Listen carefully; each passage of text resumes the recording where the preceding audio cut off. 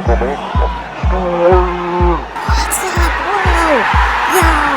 having me on the show. Yo, what's up, dog? Yo, this is crazy. I can't believe I'm on this channel that I created. Isn't that interesting? Hello, everybody. This is Excommunicated, and I made a video last week talking about a city with 1,000 faces. It was a really cool video. I personally loved it. If you haven't checked it out, check it out, please. It helps a lot. And I talked about how a city can be complementary to your characters and how that means a lot of different things. Watch the video, please. It's a good video, and please. And I'm going to talk about the Zodiac versus the Myersbriggs versus the Enneagram versus what the hell else comes next. So, what is the Zodiac? I'm not talking about the Zodiac killer, although that would be interesting. I don't know what. It's Harry Potter now. If you don't know what the Zodiac is, well, you know, good for you. Great, fantastic. Living in LA, you hear about this quite a lot. Specifically Chinese Zodiac, and it was made thousands of years ago, I think. Maybe 2, maybe 3. I don't know. Don't quote me on that. I don't know this history too well. Okay, I'll put a little link here maybe just to say how many years it's been going. It's an old thing that people use to just describe when you were born in relation to all the little stars in the sky and why that affects your personality. It makes you a completely different person than someone who's born literally the next day. So, yay for science. But let's talk about the real scientific thing here. The Myersbriggs. Oh wait, that's another pop sci BS. Okay, great. If you don't know what the Myersbriggs is, also good for you. Myersbriggs is another thing. If you've seen INTP, INTJ, or whatever the hell, INJP, I am Naruto. It's a thing that people use, and we're going to go into kind of like specifically what all these are and why they matter. And the last one, the Enneagram, just another pop psychology thing that people come up with. So you can either be the healer, the pacifist, or whatever the hell. Well, I got these written down. Okay, I'm not just flying these off at the top of my head. These have actual utilities, and we'll go on to it. But right off the noggin, I don't remember nothing. So what do these all have in common? Well, they're just a way to try to describe human behavior. Now, why is that a big deal? It's not really. I mean, I guess since time immemorial, we've been trying to like model the world. You know, world's scary. That's what makes us have consciousness, as scientists would say. So we can model the past, and then we can predict the future. We can't actually predict the future, but we're one of the only real creatures that like actually thinks ahead. There's a few other ones that do it, but humans, for the most part, we do it a lot. And that is what supposedly scientists think gives us this idea of consciousness, gives us big brain energy, you know. Does that look offensive? Okay. Either way, these are ways to put us into little boxes that fit what we believe we are. And so it's a way to see yourself, but also see other people. And some people swear by each one, and then they think the other one's, you know, just lies and hookery and just not accurate at all, even though I think all of these are pretty much inaccurate. But in today's video, we're going to talk about how we can possibly take these ideas and use them for ourselves, use them for our stories, use them for our creations and our things. And you see, you little goblins. Zodiac started a few thousand years ago. Since then, the stars have shifted because we're basically on a rock floating around a giant star, and that star system is then floating around a disk that we call the galaxy, and the stars in relation to us and where we are in the space and time is constantly moving. We're like an inflated bubble universe thing. So this isn't accurate anymore. Whatever zodiac sign you think you believe that you are is actually technically wrong. So, you know, yay for science literacy. So the Chinese zodiac is comprised of a few different ones. Now I'm gonna probably like speed run this. So speed run, Stu, go.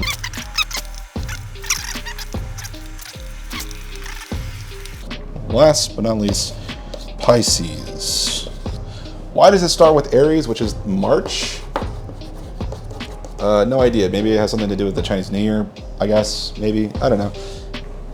Best guess. I have no idea. Google it your damn self. So yeah, we got about 12 zodiac signs. And then you got Aries, which supposedly are the fire signs. They're angry, they're mean, they're bold. And then you got the Taurus, which is earth. They're strong, they're in the earth. You know, then we got Gemini, water something. They're crazy, split personality. Cancer, they're literally Leo, fire sign? I don't know. Leos are something. Virgo, Libra, Scorpio, Sagittarius, Capricorn. That's one I know because that's the one I am. Capricorn.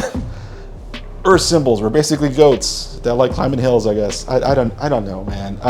These are all arbitrary. There's no rhyme or reason to any of this. They're mainly broken apart by 4 different elements. You got fire, water, earth, and I think wind. Right? Wind's the other one.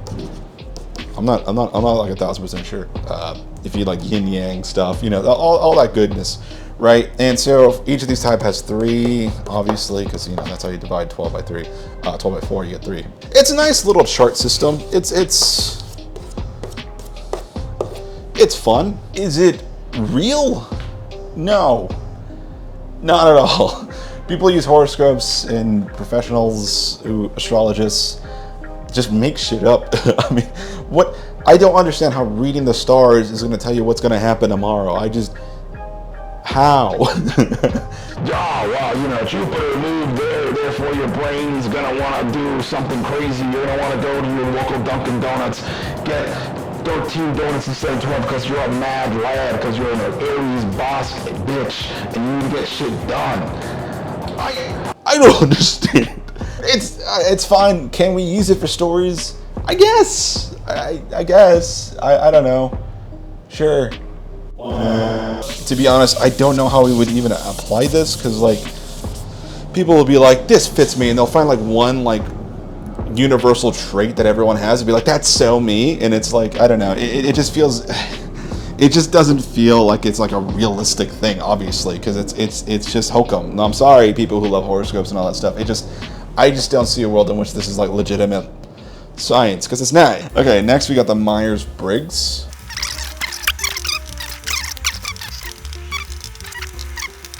All right, so if you never heard of the Myersbriggs, it's a thing made by 2 different people. I don't think they were scientists. They were just people, and they made their own little personality thing based off assumptions, and now people treat it as law. Not everywhere, but some people do. It's kind of actually fallen out of favor for a bunch of other ones. Zodiac has a lot of staying power. This one, I don't know. We'll see if this one sticks around for another 1,000 years. But the way this is broken down is very simple. Usually you're one of these. You're introvert. Oh, maybe you're intuition. Maybe you're thinking. Maybe you're perceiving. I think this is the one I am. I don't remember. Who cares? At this point, they're all freaking arbitrary. And then there's also INFP, which I don't even know where the frick that comes from. Is that feeling? Oh, that's feeling. That's feeling. Okay, right. Even here, I forget. And this one's fine, I guess. It's more trying to think of personality. It's not like there was a car accident outside. Jesus. It's just a model to kind of break apart things, but doesn't necessarily really mean anything. I'm sure you're going to be an introvert, you're going to be an extrovert. I think that my problem with this is very reductivist. Reductive. Basically, when you put people in a small little confined box, it doesn't really do that person any good. And this is one of the reasons why I'm not a huge fan of A Hero with 1,000 Faces. Even though I made a video called A City with 1,000 Faces, it's me kind of riffing on that. If you don't know about A Hero with 1,000 Faces, it's by Joseph Campbell. Really big. He studied myths a lot, and he wrote a whole thing about it, talking about the hero's journey. Also, Hero with 1,000 Faces is very similar to Dan Harmon's Story Circle. If you know who Dan Harmon is, good for you. If you don't, he was a co-creator of Rick and Morty, or at least works on Rick and Morty. He did Community, a bunch of other stuff. He's got a little story circle that he swears by. That's basically a hero's journey. But in my estimation, not every story is a hero's journey. And much like these, you're basically putting people in boxes that just aren't the only way humanity can be brought up, right? There's so many different things. Sure, you could be all these person. You could be an introvert. But you can also show moments of extroversion. It doesn't really matter. Humans are very complex. We like to assume we understand human behavior, but things can be kind of mix and mash. When you think one person's one way, they can act completely different. And then maybe they think they are one way, then they can act completely different when applied a different force. And so that could be good for your stories, but in retrospect, in real life, this is it's too bare bones. It's too stripped away of everything. And there's a really good YouTuber called Maggie Mayfish. I'll link her below. I believe Maggie Mayfish made a video about the hero's journey, and specifically Joseph Campbell, and how he looked at myths and he just diluted them until they fit a narrative he wanted to fit, which is exactly what this is. This is a narrative. Some people are both. Some people are a little bit. I tend to be whatever mood I'm in. I can be an extrovert, but also I can be an introvert. It just really depends on my mood. I can sense things and I have a lot of intuition. Am I both at the same time? I think, and I also feel, but like which one's more dominant? I don't know what. Why does one have to be dominant? You can have both. It's not one or the other. That's the problem with this list. It's like you have to be one or the other. You can't be both, which is kind of like this really weird thing. And thus you find your personality from there. This is who you are. You are this. And I guess you can do that, but it's just weird. And for me, it's not great. Story-wise, though, I think it's very fascinating. I think what this could be is a jumping off point for a character. So now I was bashing this for like a whole 20 minutes here. So you're coming up with a character, right? You got a little Jimmy over here, right? Jimmy's cool. You have some scenes in mind that Jimmy does. Maybe he's a superhero. Maybe he's got a little shield. Maybe he fights people in a war that's a sequel to another war, perhaps, and they are no good people. And you really don't know where to start with them. You got some conceptual ideas. And so maybe little Jimmy's got to go and fight and do all that stuff, right? You got some cool scenes, but you really don't understand kind of the journey he should be on or what he should be like. You have like a rough idea, but you don't know. A good way to kind of like really figure him out and to get started is to do this. It's like, okay, is he more of an introvert or is he more of an extrovert? You're like, well, he cares a lot about people, but he has a hard time connecting to people. Well, I mean, maybe he's an introvert. Maybe he's an I for the INTP, right? Maybe he has a lot of sensing. Maybe he's really good at sensing what other people need or what other things, and he's good with his environment. Even that sounds like the same thing as perceiving, whatever. So we'll give him an S. Let's say thinking or feeling. Let's say he's a really feeling guy. He cares a lot. He doesn't use his head a lot. He uses his emotions, and they tend to get the best of him. So you get the F for feeling, right? Then judging versus perceiving. Let's say he's very judgmental. Like you don't fit his model of behavior that he believes people should have. Then you're out of it, and he will judge you conversely. This is a good balance point. So now you're like, okay, now I got like a lot of different specific things that I know he is. Now we can go from here and run with it, and we know how he might react to things. Now for a story, this might work because stories. Let's say you're writing a movie, right? You only have 120 to 90 pages to like 180 pages if you're like Christopher Nolan or whatever. You don't have a lot of time with these characters. You gotta get them down to their bare essentials and kind of get a nice arc for them that works. Now, sometimes they don't have an arc. If you're like Ferris Bueller or Marty McFly, sometimes they change the world around them. So that's totally fine and fair. But this character, usually you want to have an arc of some sense. So you want to start them from point A, get them to point B, having learned some lesson. It could be a hero's journey, it can't be. It could be a fall from grace. It could be a lot of different things. Don't get bogged down. But usually arcs are good for character development. People like seeing characters go up and down. And so having this is a good starting point. It gets a good place to where he is here, but maybe he's like, okay, maybe he needs to open up a little bit, right? So maybe he doesn't quite shift to an E, but he gets more of an understanding about extroversion and realizing how people are. Maybe instead of just sensing, he needs to use intuition. Maybe he's a bit of an idiot and he needs to kind of, really start thinking about things differently. Maybe instead of about feeling so much, he needs to start thinking about what he does and act first rather than just go in and just beat up people because he thinks it's right. Instead, he needs to think about how to be smart about things. So maybe instead of judging people, he can learn to perceive the environment better and thus change. I'm not saying he goes through a full like freaking personality shift like that, because that's like crazy. That's insane. Don't do that. But you can learn kind of a really quick of what that arc might look like. Just do a 180 on his personality, because that would just be so dramatic. That would be really bad. And that is a good jumping off point. Then we got the Enneagram, right?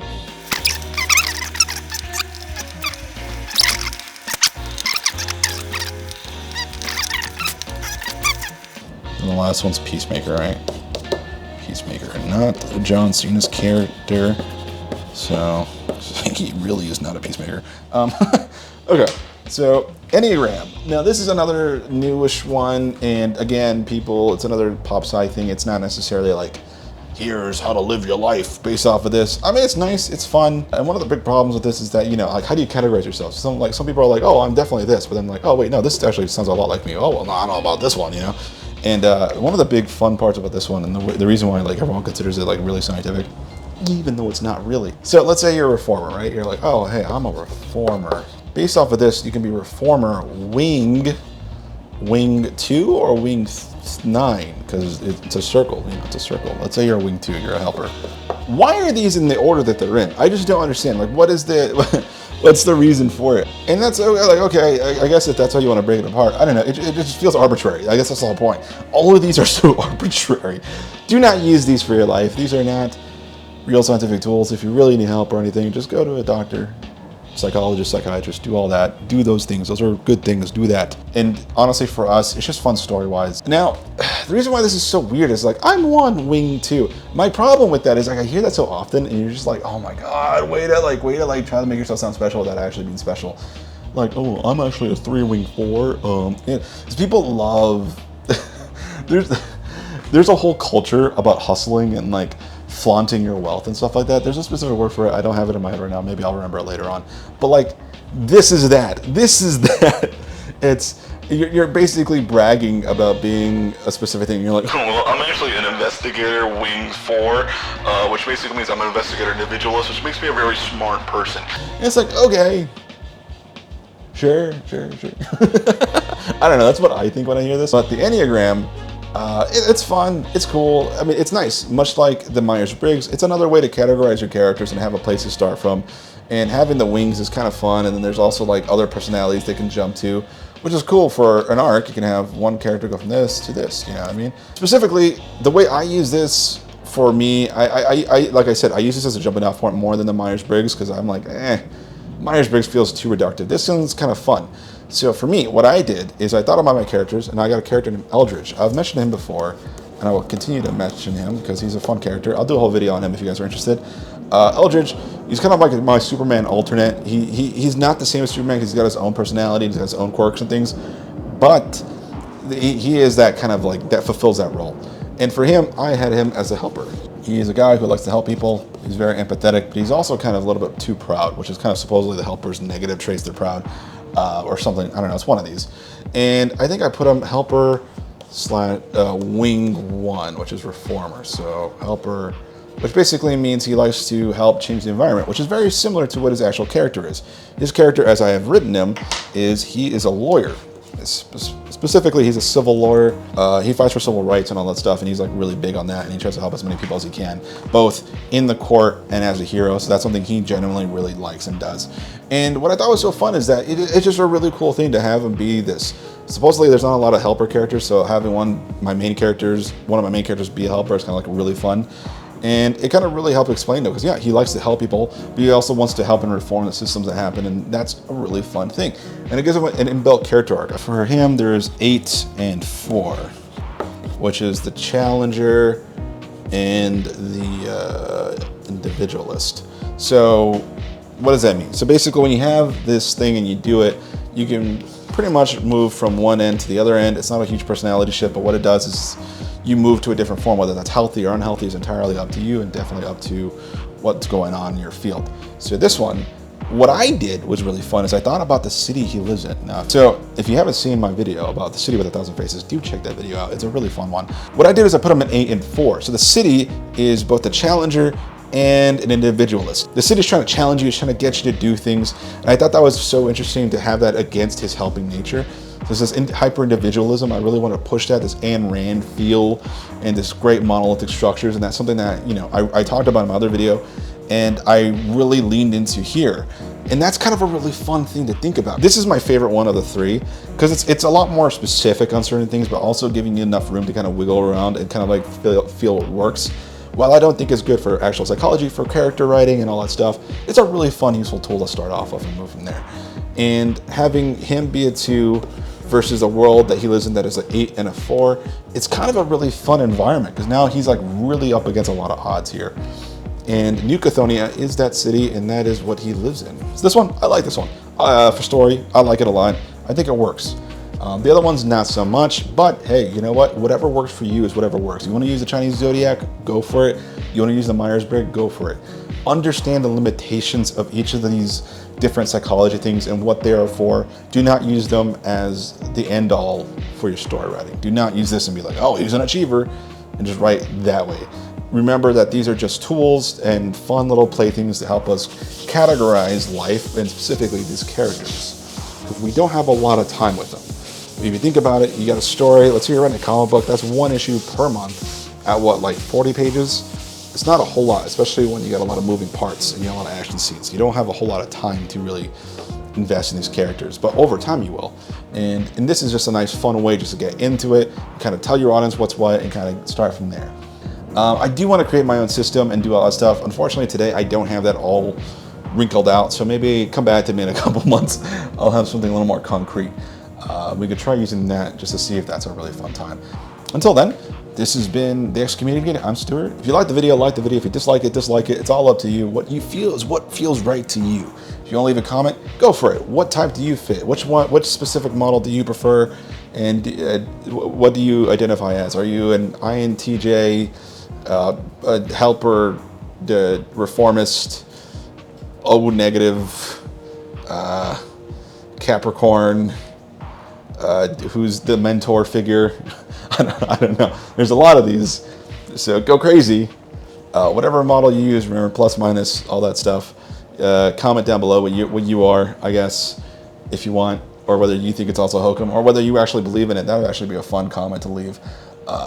If you want to subscribe to the video, because I will have a lot more of this. I upload every Monday. Sometimes there's a fun bonus video on either Friday or Saturday. So if you are inclined, and if the Holy Spirit rises within you, or if, you know, whatever other religion inspires you to sign up, subscribe, please do so. We're almost at 50 right now. I don't know what we're at. At the filming this, we're at 48. If we get to 50 or even 100, that'd be great. So please do so. Tell your friends, tell your neighbors, tell your mother, tell your wife, tell your husband. I don't know why you got so many partners you're with, but hey, you know what? I'm not here to judge you. Actually, according to my Myersbriggs, I am so. Sorry. Say la vie. Have a good day.